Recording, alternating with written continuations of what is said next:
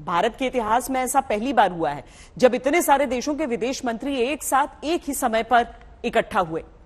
इसके अलावा G20 के इतिहास में पहली बार सभी देशों के विदेश मंत्रियों और प्रतिनिधियों ने हिस्सा लिया। लेकिन सवाल यह है कि आखिर दुनिया को हिंदुस्तान पर इतना भरोसा क्यों हुआ? साल 2021 में प्रधानमंत्री ने नए वर्ल्ड ऑर्डर की बात कही। सेकेंड वर्ल्ड वॉर के बाद पोस्ट वर्ल्ड वॉर एक दुनिया में एक नया ऑर्डर, न्यू वर्ल्ड ऑर्डर उसने आकार लिया।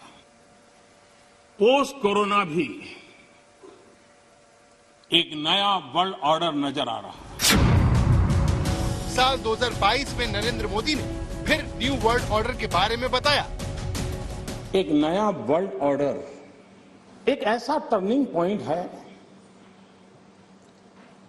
कि हम लोग एक भारत के रूप में इस अवसर को गंवाना नहीं चाहिए।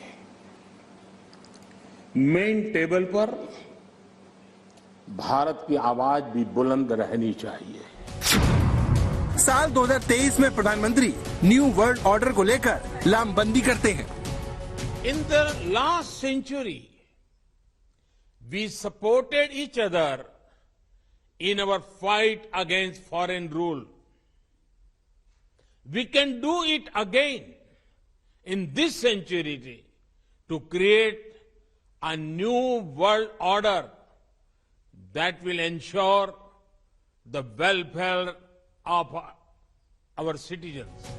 न्यू वर्ल्ड ऑर्डर ये प्रधानमंत्री नरेंद्र मोदी का सबसे पसंदीदा शब्द हो गया है, जिस पर वो वर्षों से काम कर रहे हैं। खासकर कोरोना महामारी के बाद जिसने बताया कि वर्ल्ड ऑर्डर ठीक नहीं है, क्योंकि जिन न्यूयॉर्क और लंदन को सबसे आधुनिक शहर माना जाता था, उनकी विश्वसनीयता को एक वायरस ने रौंद दिया। A new world order, new world order उसने आकार लिया। लेकिन रूस यूक्रेन युद्ध ने तो मौजूदा विश्व व्यवस्था के अस्तित्व को ही खतरे में डाल दिया। यूक्रेन में फूटते बमों और उससे होने वाली तबाही ने भारत को महाशक्तियों के क्लब में शामिल होने का सुनहरा मौका दे दिया है। ऐसा क्यों कहा जा रहा है, अब उसे समझिए। जी तोड़ मेहनत के बावजूद अमेरिका और यूरोपीय देश रूस को लेकर भारत के रुख को बदलने में नाकाम रहे हैं। शुरुआत में रूस से सस्ता तेल खरीदने पर इन देशों ने एतराज भी जताया, लेकिन भारत के कड़े रुख की वजह से अब वो खामोश हो गए हैं। भारत की देखा देखी अब अधिकतर विकासशील देश यूक्रेन युद्ध को लेकर अपने हित साध रहे हैं। एक नए वर्ल्ड ऑर्डर की संभावना है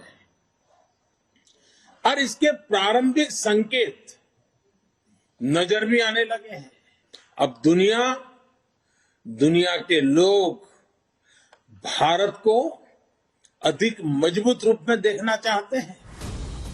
अब सवाल यह है कि वर्ल्ड ऑर्डर में भारत की एंट्री की संभावना का दरवाजा किसने खोला और क्यों महाशक्ति के तौर पर दुनिया भारत पर दांव लगा रही है।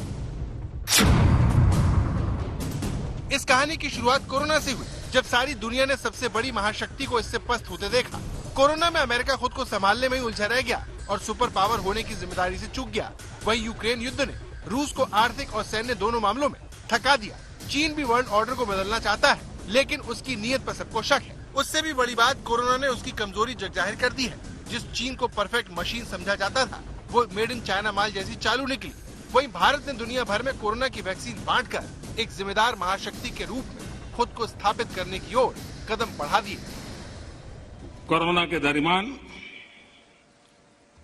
भारत ने जिस प्रकार से अपने आप को संभाला और दुनिया को संभालने में मदद की, एक प्रकार से टर्निंग पॉइंट है।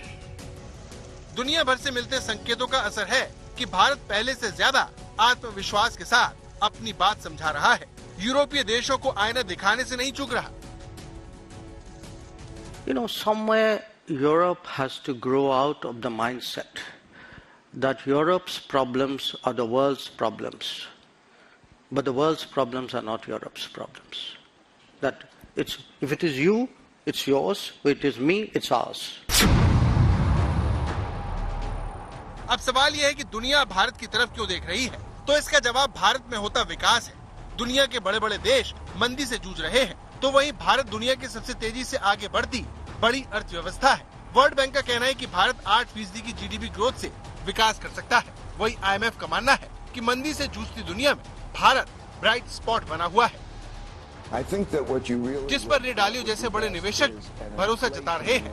India is the country, from all of the statistics using 10-year growth rates and also just what's apparent, India will have probably the greatest growth rate, the fastest growth rate economically, have the greatest transformation of any country. And I would say, like, if I was going to paint the world, there is this great power conflict and lots of things going on that are great and terrible in both China and the United States.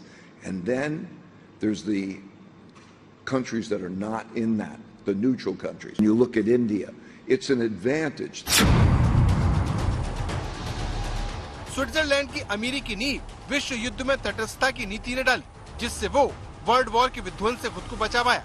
दूसरे विश्व युद्ध में Pearl Harbor हमले से पहले America ने भी यही किया और बड़ी आर्थिक महाशक्ति के रूप में खुद को मजबूत किया। आज दुनिया में एक तरफ रूस, चीन है, तो दूसरी तरफ अमेरिका और यूरोप, जिनमें बढ़ता टकराव भारत के लिए उम्मीदों के दरवाजे खोलने वाला साबित हो रहा है। आज तक ब्यूरो।